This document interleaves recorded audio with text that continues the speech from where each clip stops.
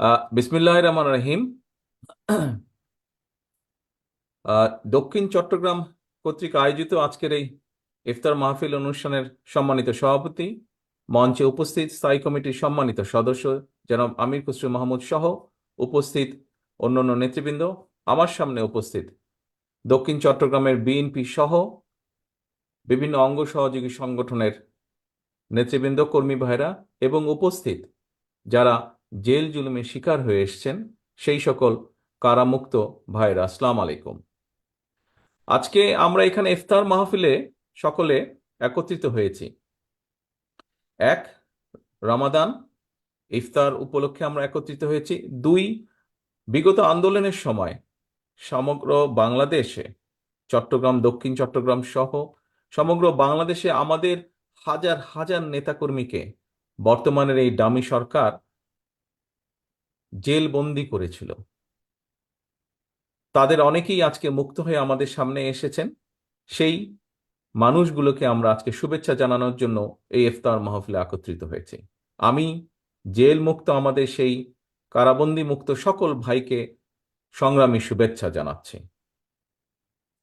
প্রিয় ভাই বোনেরা, আজকে আমরা এমন একটি সময় এখানে ইফতারে একত্রিত হয়েছি যখন এই দেশের কোটি কোটি মানুষ সঠিকভাবে ঠিকভাবে খেতে পারছে না।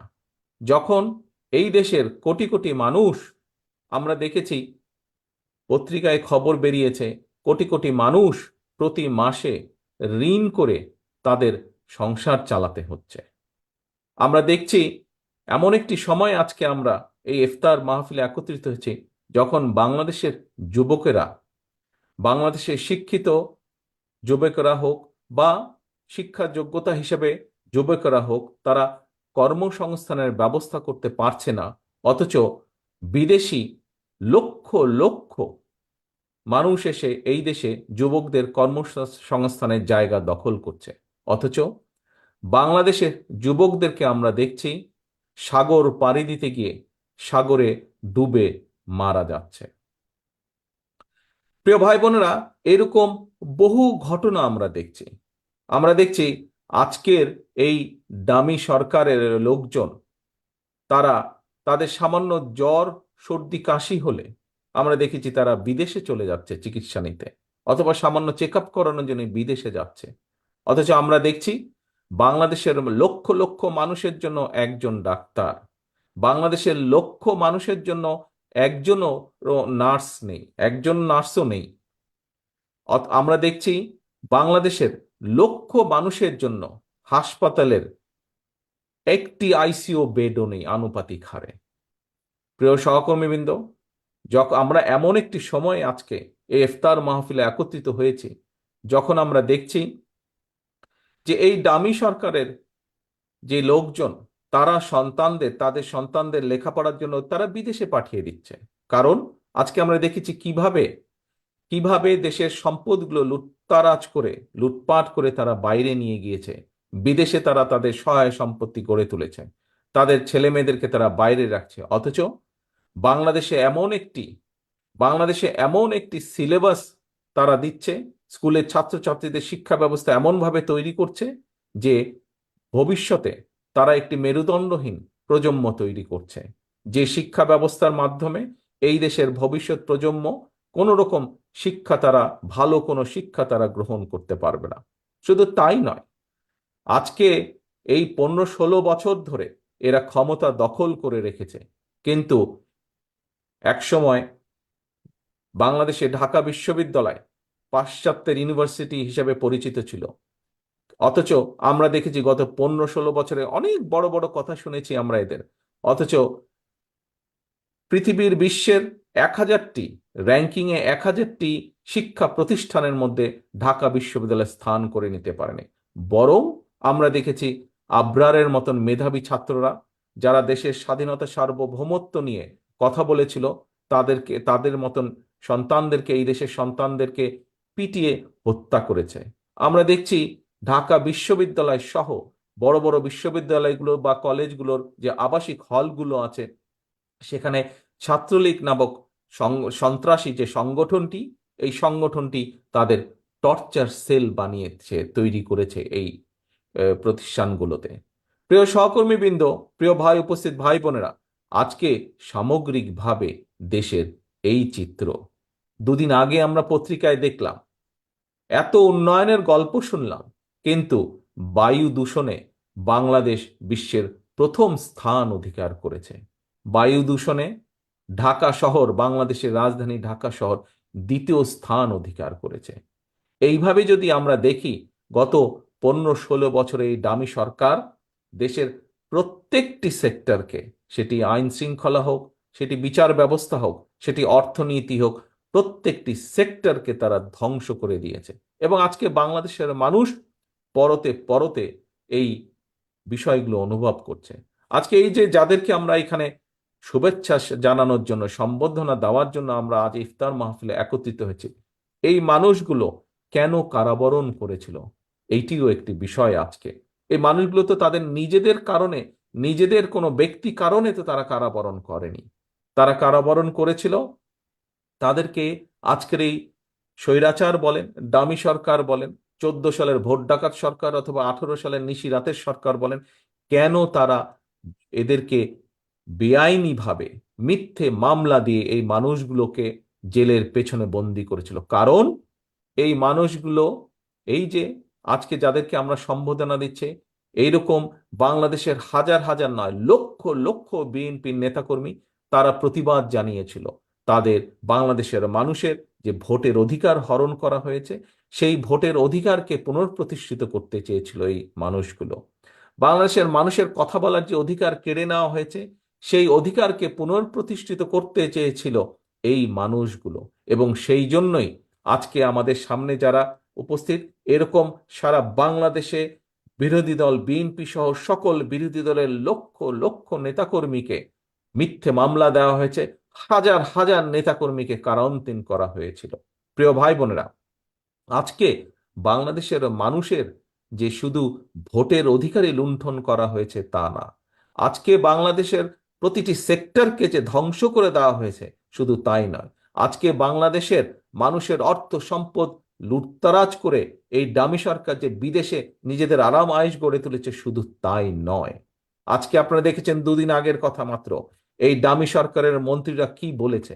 ডামি সরকারের মন্ত্রীরা আমাদের প্রতিবেশী একটি দেশের কথা উল্লেখ করে বলেছে যে তাদের সহায়তা ছাড়া তারা ক্ষমতায় থাকতে পারত না বা ক্ষমতায় আসতে পারত না। প্রিয় ভাই বোনেরা, আজকে এই ডামি সরকারের লোকজন পরিষ্কারভাবে প্রমাণ করে দিয়েছে, তাদের কথাবার্তা দিয়ে পরিষ্কারভাবে বলে দিয়েছে যে আর যাই হোক, তারা এই দেশের মানুষের সমর্থনে ক্ষমতায় নেই, তারা ক্ষমতায় আছে অন্য কারো আশীর্বাদে, তারা ক্ষমতায় আছে, এটি তাদের কথাতে পরিষ্কার। এবং বাংলাদেশের মানুষও বলে দিয়েছে যে আমাদের সমর্থনে তোমরা ক্ষমতায় নেই, আমরা তোমাদেরকে ক্ষমতায় রাখিনি, আমরা তোমাদেরকে ক্ষমতায় রাখিনি। তার সবচেয়ে বড় প্রমাণ, প্রিয় ভাই বোনেরা, গত 7ই জানুয়ারি যে ডামি নির্বাচন হয়েছে, নির্বাচনের নামে যে জাতির সাথে তামাশা হয়েছে, সেই অনুষ্ঠানটি হচ্ছে, সেই 7 তারিখ হচ্ছে সবচেয়ে বড় প্রমাণ।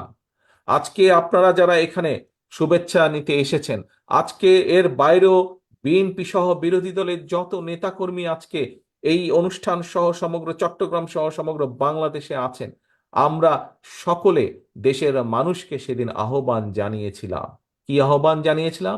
যে 7 তারিখের যে ডামি নির্বাচন, যে বানরের পিঠাভাগ অনুষ্ঠান, সেখানে যাতে জনগণ অংশগ্রহণ না করে। কারণ এইটি কোনো নির্বাচন ছিল না, এখানে জনগণ তাদের সঠিক মতামত ব্যক্ত করতে পারবে না। জনগণ যে মতামত দিবে সেই মতামত প্রকাশ করা হবে না, করতে দেওয়া হবে না। সেজন্যই আমরা জনগণকে আহ্বান জানিয়েছিলাম। এবং বাংলাদেশের 95 থেকে 98% মানুষ সেদিন বিএনপি সহ সকল বিরোধী দলের আহ্বানে সাড়া দিয়েছিলেন। প্রিয় ভাই বোনেরা, আহ্বানে সাড়া দিয়ে বাংলাদেশের মানুষ একটি বিষয় প্রমাণ করে দিয়েছে। কি সেই বিষয়টি?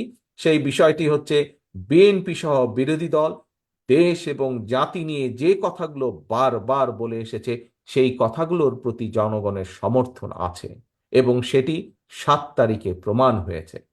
এখন আজকে আমার সামনে বিএনপির যে সকল নেতা কর্মীরা উপস্থিত আছেন, আজকে এই যে জনগণের যে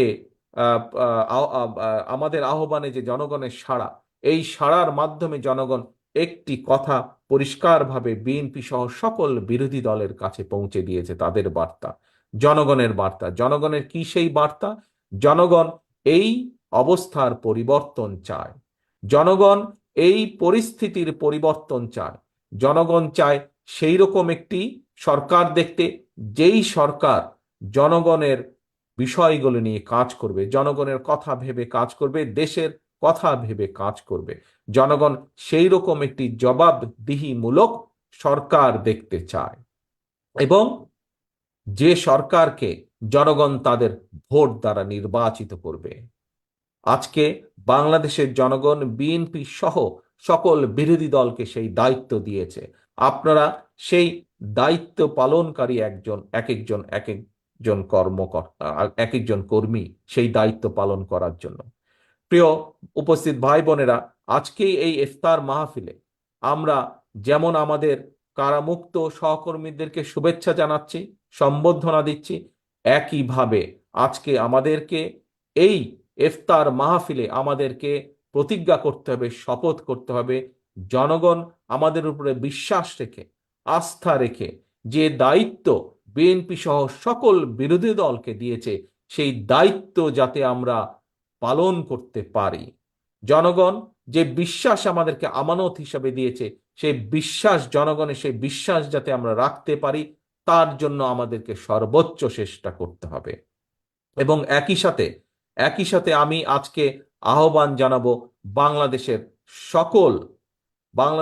সকল শ্রেণী পেশা, রাজনৈতিক মতামত ভেদে সকল মানুষকে, যে এই কাজটি শুধু কোনো রাজনৈতিক দলের নয়, এই কাজটি সমাজের প্রত্যেকটি শ্রেণী, প্রত্যেকটি মানুষের।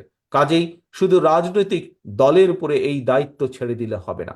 এই দায়িত্ব যদি পালন করতে হয়, দেশকে যদি বর্তমান পরিস্থিতি থেকে মুক্ত করতে হয়, দেশকে যদি, দেশের মানুষের কাছে যদি মানুষের অধিকারকে ফিরিয়ে দিতে হয়, তাহলে আমাদের সকলকে ঐক্যবদ্ধভাবে রাজপথে নামতে হবে। আমাদের সকলকে, যে কোনো শ্রেণী পেশার মানুষ, সকল রাজনৈতিক দলের মতভেদকে ভুলে গিয়ে আমাদের সকলকে একসাথে রাজপথে নামতে হবে।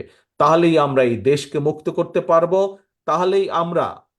তাহলেই আমরা অন্য দেশের কৃতদাস, যারা আজকে এই দেশকে দখল করে রেখেছে ডামি সরকারের নামে, যারা জোর করে ক্ষমতাকে দখল করে রেখেছে, তাদের হাত থেকে এই দেশকে আমরা মুক্ত করতে পারবো। এই প্রত্যাশা রেখে আজকে চট্টগ্রাম দক্ষিণ বিএনপি আয়োজিত ইফতার মাহফিলে যে সকল নেতাকর্মীকে আমরা শুভেচ্ছা জানাচ্ছি, সম্বোধনা জানাচ্ছি, তাদের সকলকে সংগ্রামী শুভেচ্ছা জানিয়ে আমি আমার বক্তব্য শেষ করছি।